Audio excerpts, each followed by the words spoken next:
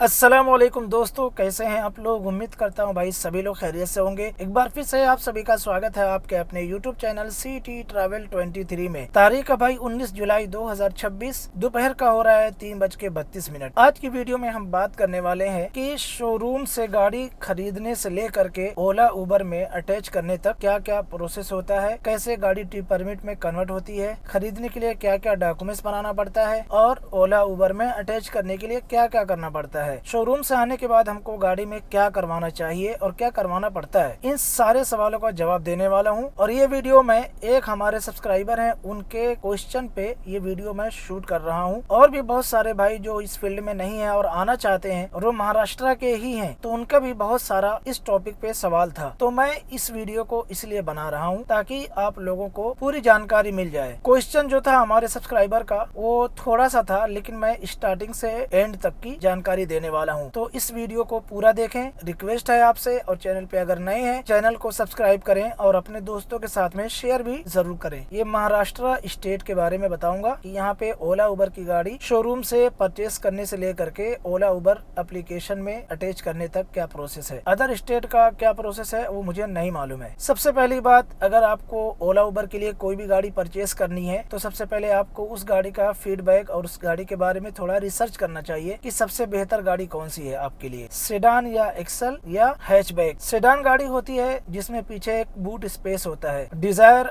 और औरा, एक्सेंट, ये सब गाड़ियां आती हैं। हैचबैक में वैगनार आती है, सिलेरियो आती है और एक्सल में अर्टिका आती है, इनोवा आती है और एक दो गाड़ियां हैं वो भी आती हैं एक्सल में। तो जब आपने गाड़ी को डिसाइड कर लिया, अब उसके बाद आपको कुछ डॉक्यूमेंट्स है वो बनाने बहुत जरूरी है। अगर वो डॉक्यूमेंट्स आपके पास नहीं है तो वो बनवाना पड़ता है, और नहीं बनवाएंगे तो गाड़ी आप ले नहीं सकते। सबसे पहले आपको एक कंपनी का नेम चूज करना पड़ेगा। जैसे हम कोई दुकान ओपन करते हैं तो उसका एक नाम देते हैं, तो ये भी एक तरह से दुकान एक कंपनी है जो आपको उसका एक नाम रखना पड़ेगा। जैसे मैंने नाम रखा है चौधरी टूर्स एंड ट्रेवल्स, तो ऐसे आपको भी एक नाम चूज करना पड़ेगा और उसी नाम से आपको सबसे पहले एक रबर स्टैम्प बनाना पड़ेगा, ठप्पा जिसको बोलते हैं वो बनाना पड़ेगा। उसके बाद आपको उद्यम आधार और गुमास्ता बनाना पड़ेगा सेम उसी नाम से। और उद्यम आधार और गुमास्ता में आपके घर का एड्रेस होगा जो आपके आधार कार्ड। अभी 3 डॉक्यूमेंट्स हुआ, रबर स्टाम्प, उद्यम आधार और गुमास्ता। तीसरा है पार्किंग लेटर। अब कोई भी 4 व्हीलर गाड़ी अब बिना पार्किंग लेटर के आप नहीं परचेस कर सकते हैं, तो आपको पार्किंग लेटर भी बना करके शोरूम में देना पड़ता है। और भी कुछ डॉक्यूमेंट्स हैं जो वो लोग मांग सकते हैं, जैसे वो लोग करंट अकाउंट भी मांगते हैं, लेकिन वो सब वो लोग मैनेज कर लेते हैं। लेकिन ये जो मैंने बताया, रबर स्टाम्प, उद्यम आधार और गुमास्ता, और आपके पास ड्राइविंग लाइसेंस भी कभी कभी मांगते हैं, तो ये 3-4 चीजें आपके पास होना बहुत जरूरी है। अब बात करते हैं कि गाड़ी खरीदने के लिए कितना वक्त लगता है और उसमें क्या क्या डॉक्यूमेंट्स आपको मिलता है। अगर आपने गाड़ी कैश पे लेनी है तो कैश पे लेने के लिए कम से कम 15 से 20 दिन लग सकता है। 15-20 दिन इसलिए कह रहा हूँ मैं क्योंकि पासिंग के लिए आरटीओ में कभी कभी डेट नहीं मिलती है, कभी गाड़ी अवेलेबल नहीं होती है, और कभी कभी छुट्टी, बीच में त्योहार कुछ चल रहा होता है, जिसकी वजह से 15 दिन या 20 दिन लग सकता है। कम से कम 10 दिन लगता ही है जब आप कैश पे गाड़ी लेते हैं। लेकिन अगर आप लोन पे गाड़ी लेते हैं तो उसकी कोई लिमिट टाइम की नहीं होती है, क्योंकि वो लोग पहले आपके सारे घर की, आपके इनकम की सारी सोर्स पता करते हैं, सारे खर्चे निकालते हैं, आपके घर खुद का है कि रेंट का है। उसमें बहुत सारे क्वेश्चन का आपको आंसर देना होता है, बहुत सारे डॉक्यूमेंट्स देने होते हैं, अपनी इनकम आपको साबित करनी होती है। उसके बाद आपको लोन मिलता है, फिर आपको गाड़ी मिलती है। ये बताने का मकसद ये नहीं है कि आपको गाड़ी लोन पे लेना चाहिए, मैं एक इन्फॉर्मेशन आपको दे रहा हूँ। मैं जो भी बात करूंगा ये कैश पे गाड़ी लेने के बारे में बात करूंगा, क्योंकि मैंने कैश का एक्सपीरियंस किया है। मेरी गाड़ी कैश पे ली हुई है। कैश पे लेने का मतलब ये नहीं है कि मैंने हार्ड कैश दिया है, मैंने ऑनलाइन नेट बैंकिंग के थ्रू पेमेंट करके अपनी गाड़ी को परचेस किया है। 2 बार में पेमेंट किया है, एक बार सिर्फ 50,000 रुपए दिया है और एक बार में पूरा पेमेंट दिया है लगभग 8 लाख रुपया अपने बैंक के थ्रू डायरेक्ट। बहरहाल आगे बढ़ते हैं। जब आप अपना डॉक्यूमेंट्स रेडी करके शोरूम में जाते हैं और गाड़ी डिसाइड कर लिया है आपने, तो वहाँ पे आप जाने के बाद अपनी गाड़ी का एक टेस्ट ड्राइव भी ले सकते हो। जब आप टेस्ट ड्राइव की डिमांड करते हो तो वहाँ पे आपको अपना ड्राइविंग लाइसेंस और अपना एक आईडी प्रूफ दिखाना पड़ता है। वो लोग आपको आपको टेस्ट ड्राइव भी देते हैं गाड़ी। जब आप गाड़ी चला के देख लेते हो तो आपको बहुत कुछ जानकारी मिल जाती है, जैसे गाड़ी का पिकअप कैसा है, गाड़ी चलाने में कंफर्टेबल है कि नहीं है, आपके लिए वो गाड़ी आपकी हाइट के हिसाब से सही है कि नहीं है, आप जब बैठते हो तो आप कंफर्टेबल हो कि नहीं हो। ऐसे बहुत सारे सवालों के जवाब आपको टेस्ट ड्राइव में मिल जाते हैं। अब आपने टेस्ट ड्राइव के बाद गाड़ी को डिसाइड कर लिया कि मुझे ये गाड़ी लेनी है, जैसे आपने हुंडई औरा डिसाइड कर लिया। अब आप अपना ये सारा डॉक्यूमेंट्स वहाँ पे सबमिट करते हो जो मैंने पहले बताया है।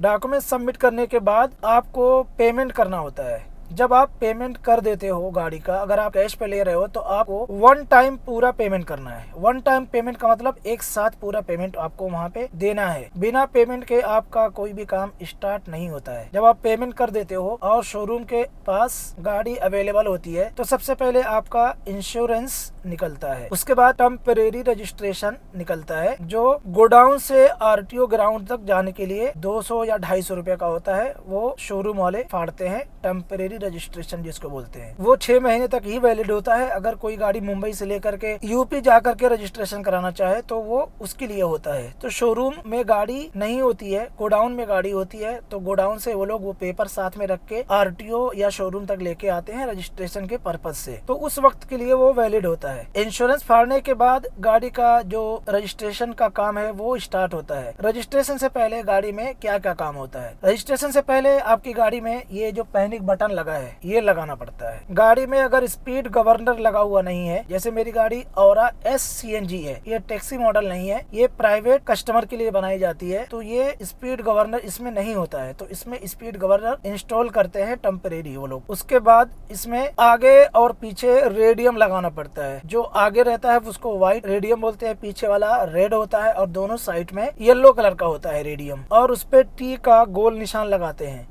ये सारे काम करने के बाद आपकी गाड़ी में GPS इंस्टॉल किया जाता है। पैनिक बटन और GPS एक साथ लगता है और उसका वो लोग कम से कम 15 से 18,000 रुपया चार्ज करते हैं। शोरूम वाले जो भी आपको प्राइस बताएंगे उसके अंदर ये सारे चार्जेस इंक्लूड होते हैं। रोड टैक्स, ऑथराइजेशन, परमिट और panic button, GPS, speed governor, सब कुछ उसके अंदर इंक्लूड होता है। आपको अलग से कोई भी चार्जेस नहीं पे करना होता है। नंबर प्लेट तक चार्जेस उसमें इंक्लूड होता है। जब आप पूरा पेमेंट कर देंगे आपका रजिस्ट्रेशन का काम स्टार्ट हो जाएगा। रजिस्ट्रेशन कंप्लीट होने के बाद 4 से 5 दिन के अंदर गाड़ी का नंबर प्लेट आ जाता है, और जब नंबर प्लेट गाड़ी पे लग जाता है, सारे गाड़ी के पेपर वर्क कंप्लीट हो जाते हैं, तब शोरूम वाले आपको बुलाते हैं। बुलाने के बाद आपको गाड़ी पहले चेक करनी होती है। अब आप आ गए तो आप पहले अपनी गाड़ी चेक करेंगे। चेक करने के बाद जब आपकी गाड़ी एकदम क्लियर है, कोई डेंटिंग नहीं हुई है गाड़ी में, सारे टायर नए हैं, सब कुछ एकदम सही है, जब आप चेक कर लेते हो तो आपको शोरूम वाले आपसे साइन करवाते हैं और आपको सारा पेपर दे देते हैं। तो क्या क्या पेपर आपको मिलता है ये आपको बता दूं। गाड़ी में पीछे आपको स्टेपनी मिलती है, उसके साथ में ट्रेंगल मिलता है, जैक मिलता है, पाना मिलता है। ये गाड़ी के साथ में आता है, सभी गाड़ियों के साथ में आता है। गाड़ी के पेपर में क्या क्या मिलता है तो आपको मिलेगा परमिट, ऑथराइजेशन, RC बुक आपके एड्रेस पे आएगा बाद में, और आपको मिलेगा इनवॉइस। यही इतने पेपर आपको मिलते हैं। इनमें जैसे परमिट है, परमिट में थोड़ा सा टाइम लगता है, कभी 1 महीना भी लगता है, कभी 1.5 महीना भी लग जाता है, तो परमिट के लिए वो लोग थोड़ा टाइम लेते हैं। लेकिन इससे आपको कोई प्रॉब्लम नहीं होगी, क्योंकि जब आप गाड़ी ले लेते हो चेसिस नंबर और आपके गाड़ी के नंबर से एम परिवहन में सारा डेटा आपको मिल चुका होता है। अब आप गाड़ी शोरूम से पिकअप करके घर पे लेके आ गए, उसके बाद आपको 2-3 काम कराने होते हैं। जैसे गाड़ी में पीछे की साइड में इधर और इधर अपना नंबर प्लेट लगवाना पड़ता है। नंबर प्लेट का मतलब ये है कि वो रेडियम में लिखा हुआ नंबर प्लेट होता है, वो आपको जो नंबर प्लेट लगाते हैं वो लोग बना के दे देंगे। नंबर 2, T इधर और इधर शोरूम वाले नहीं लगाते हैं अक्सर, तो वो भी आपको लगवाना पड़ता है। नंबर 3, आपके सीट कवर अगर कंपनी वाले नहीं लगा के दिए शोरूम वाले, तो वो सीट कवर आपको लगवाना पड़ेगा। इसके अलावा आपकी गाड़ी में कोई भी काम कराने की जरूरत नहीं है। अगर कोई कराना चाहे तो दुनिया भर के काम करा सकता है, लेकिन इतना इनफ हो जाता है ओला उबर में गाड़ी चलाने के लिए। अब बात करते हैं कि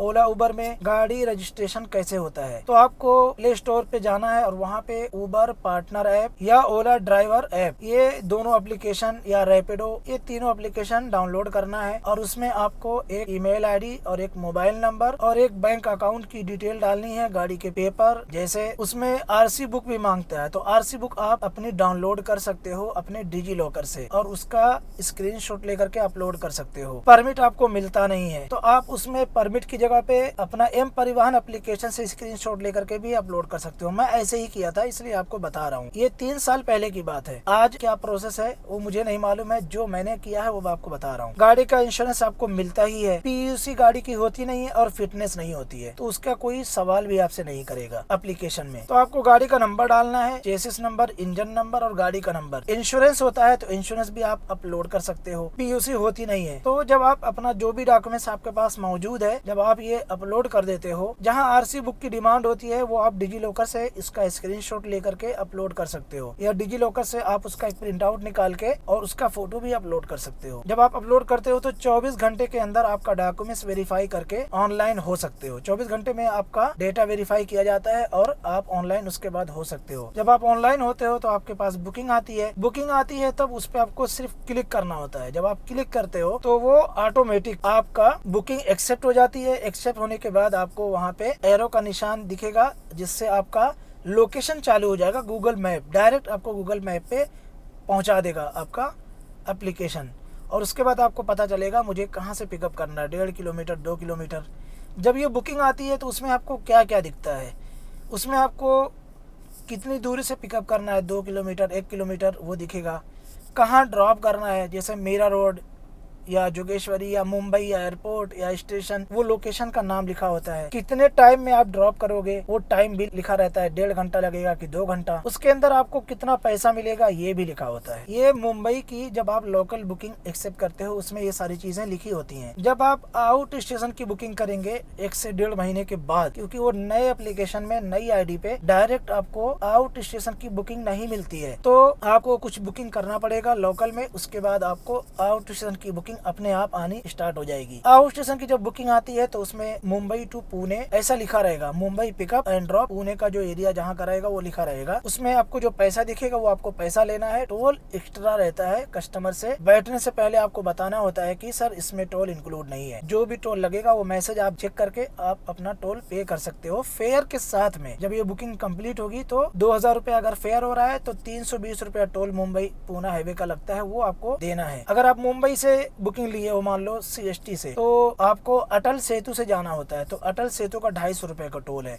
तो वो भी आपको कस्टमर को बोलना है कि ये 250 रुपए का टोल अटल सेतु और मुंबई पुणे हाईवे का जो टोल है वो सब साथ में फेयर के आपको डिमांड करके कस्टमर से लेना होता है। जब आपकी बुकिंग कंप्लीट होगी पुणे में तो एक एंड का OTP लगता है। मुंबई की लोकल बुकिंग में कोई भी एंड का OTP नहीं होता है। आउट स्टेशन की सारी बुकिंग में एक एंड का OTP होता है, तो वो OTP आप डालोगे, उसके बाद आपकी बुकिंग कंप्लीट हो जाएगी। लेकिन एंड का OTP डालने से पहले ही आपको फेयर और टोल का चार्जेस कस्टमर से ले लेना। तो ये हो गई आपको कंप्लीट जानकारी गाड़ी परचेस करने से ओला उबर तक की। अब कुछ सवालों का जवाब। क्या ये गाड़ी शोरूम से खरीद करके अलग से आप रजिस्ट्रेशन करा सकते हो? तो भाई देखो, शोरूम से गाड़ी आपको रजिस्ट्रेशन करा के ही देते हैं शोरूम वाले, क्योंकि आपको रजिस्ट्रेशन जब वो कराते हैं तो उसमें भी उनको कमाई होती है। इंश्योरेंस में और भी जो काम है RTO के, उसमें उनकी कमाई होती है। तो वो लोग आपको गाड़ी नहीं देंगे रजिस्ट्रेशन कराने, आपको उनको ही पैसा देना है और वही लोग आपको रजिस्ट्रेशन करा के देते। गाड़ी का पेमेंट करने से पहले आप जो चाहे बार्गेनिंग करके अपना पैसा कम करवा सकते। आपके पास कोई ऑप्शन नहीं होता है अलग से कुछ भी काम कराने का, कि आप इंश्योरेंस अलग से करवा लो, बाहर से रजिस्ट्रेशन का काम करवा लो, कुछ नहीं। आपको सारा पैसा वहीं पे करना है। दूसरा सवाल ये था कि अगर डायरेक्ट शोरूम से गाड़ी हम रजिस्ट्रेशन करवा के निकलते हैं तो बाहर आके कोई RTO का टैक्स भरना होता है क्या? ऐसा कोई टैक्स भरना नहीं होता है। जब आपको गाड़ी मिल गई तो आप समझ लो कि आपकी गाड़ी का सारा डॉक्यूमेंट, सारा टैक्स भरा हुआ है। आपको 1 साल तक कुछ भी कराना नहीं है, PUC भी नहीं लेना है। PUC 1 साल तक वैलिड होती है। सीधा आप ओला उबर में रजिस्ट्रेशन कराइए और उबर का जो सब्सक्रिप्शन होता है वो ऑटोमेटिक जब आप बुकिंग लेंगे वो हो जाएगा। 24 घंटे का या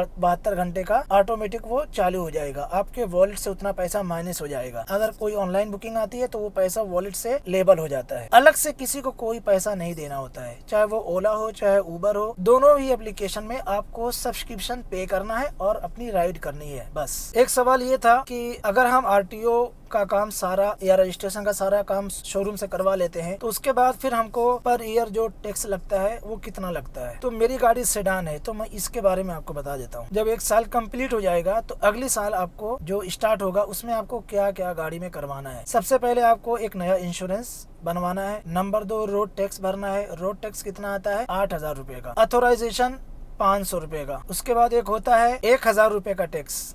वो पैन कार्ड से लगता है, उसका नाम मुझे अभी याद नहीं आ रहा है, वो 1,000 रुपये का होता है।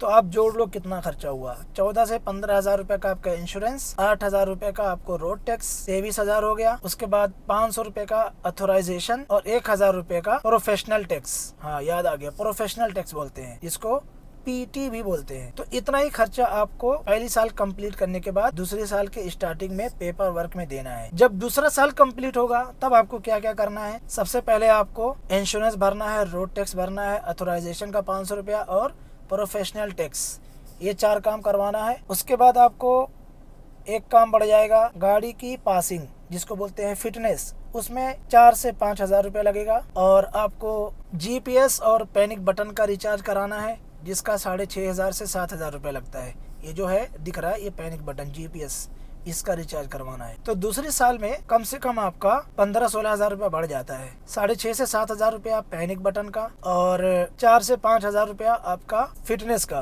तो 11,000 रुपया यही हो गया। और आपका जो बाटला है, फायर का बाटला, वो वैलिड होना चाहिए। अब जो नई गाड़ी आ रही है सब में 3 साल का फायर बाटला वैलिड होता है, तो दूसरे साल में उसको भी नहीं कराना होता है। जब 3 साल कंप्लीट होगा उस वक्त आपको 2 काम बढ़ जाएगा। जैसे बाटला आपका जो है सीएनजी का बाटला, उसका भी रिन्यू कराना होगा, और आपका जो फायर का बाटला है वो भी रिन्यू कराना होगा। वो दोनों एक साथ होगा। तीसरे साल में आपको पैनिक बटन, जीपीएस का रिचार्ज नहीं करना होगा और फिटनेस नहीं करना होगा। तो ये 2 काम माइनस हो जाएगा, तो 2 काम बढ़ जाएगा तीसरे साल में। तो मुझे लगता है कि मैं आपको सारी जानकारी दे चुका हूँ। अगर आपको इसके अलावा भी कोई क्वेश्चन रह गया होगा तो कमेंट में करना, मैं आपको उसका आंसर ज़रूर करूंगा। तो हमारी वीडियो अगर पसंद आई होगी तो इसी बात पे आप लाइक कर दो और अपने दोस्तों के साथ में शेयर भी करें। और जो भी बातें मैं आपको बताता हूँ वो एकदम जेन्युइन होती हैं, ज़्यादा वक्त आपका ख़राब नहीं करता, डायरेक्ट आपको इन्फॉर्मेशन देता हूँ।